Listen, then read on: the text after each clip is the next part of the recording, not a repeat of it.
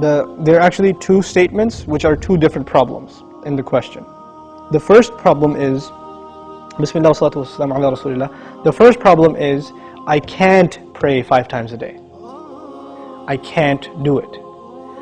Now, I don't believe you. Whoever said I can't do it, I don't believe you. You know why? Because I believe Allah. And now I didn't say I believe in Allah. I said I believe Allah. There's a difference, right? I believe in Allah means I believe Allah exists. I believe in Him. But when I say I believe Allah, it means I believe what He says. He says, subhanahu wa ta'ala, لا يكلف الله نفسا إلا وسعها. Allah does not burden anyone except unless they are able to carry that burden.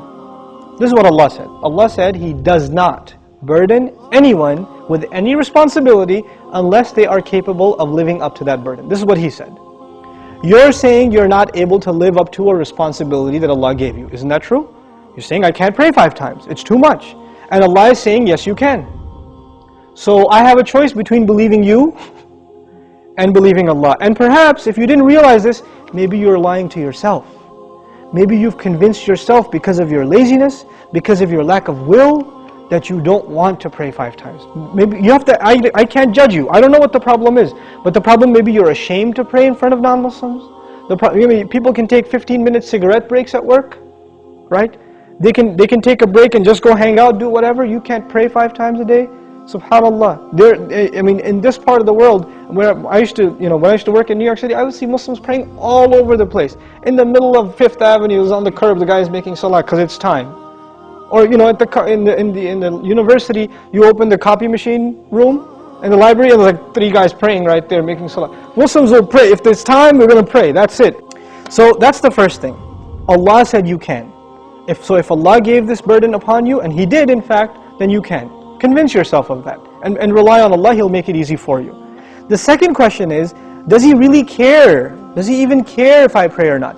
Now this question is actually more about, does He need my prayer or not? You're forgetting that the prayer isn't for Allah. It's for you. It's not for Allah. If all the people in the world, all they did with their life was pray to Allah, it would not make Him any richer. It wouldn't add to His kingdom because He already owns all of kingdom. And if no one mentioned Allah ever again, it doesn't diminish His dominion, His kingdom, His glory in any way. He doesn't need us. We need Him. We need Him. So the question is, do you feel like you need to pray?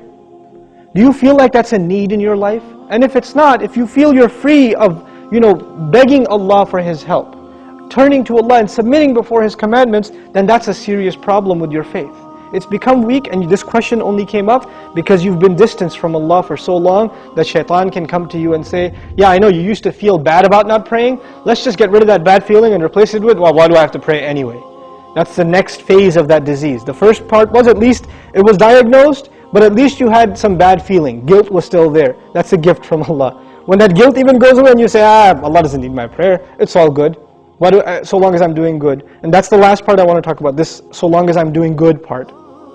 Who defines what's good?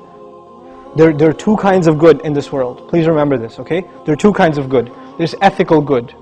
I'm good to my neighbor. I'm honest at work. I'm nice to people. I don't steal. I don't cheat. These are ethics, basic ethics, right? That everybody, I tell the truth. I'm honest. I pay my taxes, blah, blah, blah. These are ethical truths, okay? And I'm honest in business. Then there are religious goods. I go to Hajj. I give zakat. I pray 5 times a day. I fast in the month of Ramadan. These aren't ethical realities. These are religious goods. Good deeds that are religious and good deeds that are ethical, moral in nature. What happens a lot of times with Muslims and with non-Muslims, especially it happens with Muslims, is that we make a distinction between these 2 things. So in the Muslim world, you will find people that are morally good. They're nice to their family, they take care of their kids, they're responsible in the household, they're nice to their neighbors, they're honest at work. Good people, but guess what? No religion. I don't need religion to be good, is what they say. And on the other extreme, you have people that pray, go to Hajj, give zakah, have a long beard, dress in a very religious garment, and yet terrible to their family, cheating people in business, highly immoral and unethical. So what's happened is we have separated the 2 dimensions of goodness. Moral goodness, ethical goodness, and religious goodness. What Allah does in the Quran is fuses them together in the ayah. This one ayah is called Ayatul Bir, the ayah of goodness. What does it mean to be good? If you study that ayah, it is a combination of two things. It's a combination of ethical principles like fulfilling your promises, being patient, perseverant, and also religious goodness, establishing the prayer, giving the zakah, right? So it's a combination of both of those things in one place. So if you think you are in a position to define what good is, most likely you're sticking to moral goodness and you're undermining religious goodness, like the rituals that Allah taught us. But what Allah wants is for us to have both at the same time. This is when a person is truly good. Otherwise, you're not really good. You have defined goodness for yourself and you have rejected Allah's definition of it. But we turn to Allah for guidance because we can't define things for ourselves. We want Him to define them for us. Inshallah ta'ala.